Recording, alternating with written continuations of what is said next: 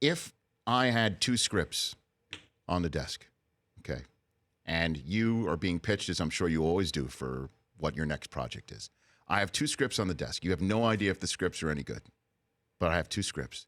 One of script has you throwing a ball or catching a ball or talking about a ball, and the other one has you riding a horse. Which one do you pick up first? Well, I'm going to make one distinction. Sure. If that baseball one's indoors, I'm going outdoors. If it's outdoors now, I have a real tough pick. Okay, so you're doing so because draft day was indoors, and I guess you know what I'm saying. What I'm saying, dome. I'm a recess guy. I wasn't an academic. I love recess. I love when the bell went off because I wasn't ever letting my mind go. But if I had to choose between a baseball movie and a Western, I would do the Western. Why is that? Because I've got 3 baseball movies and I'm never going to have enough Westerns for me. Huh. So when did you first fall in love with a Western? Which is a Western? I think I was 7 years old. I was at the Cinerama Dome. My feet were like right out here. I went to a little boy's birthday party back in the 60s, and it was How the West Was Won. And I looked up, and there was an overture playing. It's a 4-hour movie, so you can see it marked me in a lot of ways. All my movies are real long, too. Mm-hmm. And I sat through that movie.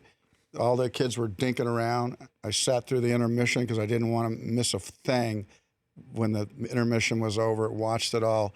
The first image was Jimmy Stewart in this canoe going across this lake that was like this. It was like your table. There wasn't a ripple. Mm-hmm. And he was dressed in skins, and as the camera moved and he saw where he was going, there was these exotic people that he was going to talk to on this beach, and they were dressed with the feathers, and and I thought, I was marked at that moment. That was what I wanted to do. I wanted to know who those people were. I wanted that kind of life for myself, and I literally built 3 canoes in my life up until I was 18. I went down some of the rivers at Lewis and Clark, went down, and it was, for whatever reason, that the idea of America, how big it was, what it was literally the Garden of Eden, to be honest, before there was this giant movement across the continent. And Yellowstone is a more modern day telling. Yellowstone is a different look.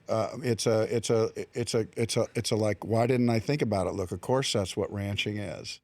Do you know what I mean? It's not a modern look at ranching. It's a look at modern ranching, which is the trappings are. When I think of, for instance, like Cirque du Soleil, one of the things I think about is like, they reinvented the circus. Mm-hmm. I mean,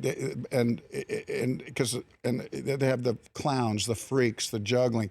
The roots of what the circus are and Cirque du Soleil are there, and I think that's the beauty of Cirque du Soleil. They never lost the roots of what the circus is about, but they reinvented it.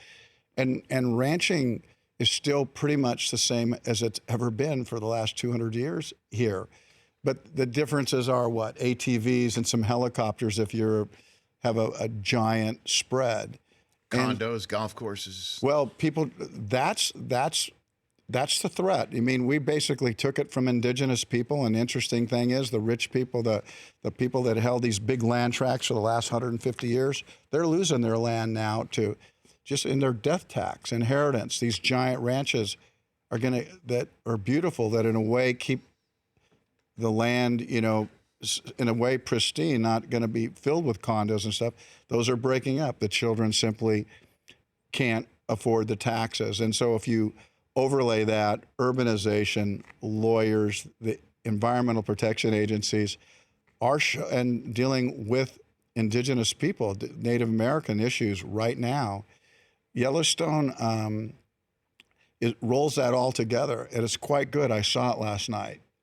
It's really good. And it's next Wednesday is when it debuts at 9 Eastern Time on Paramount Network. You play the role of John Dutton, who is the patriarch of the powerful family and who's controlling that largest contiguous ranch in the U.S. that has all these modern infringements upon it. And I've got the dysfunctional family to go with it. That's always fun. You're not going to have any drama without it, but it works in a way that listen.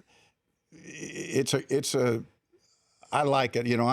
I set my trailer up by a little stream. There's a base camp where most all the other trailers are and the food. And I said, just put my trailer over here by this stream. I come to work. I just start a fire. I wait.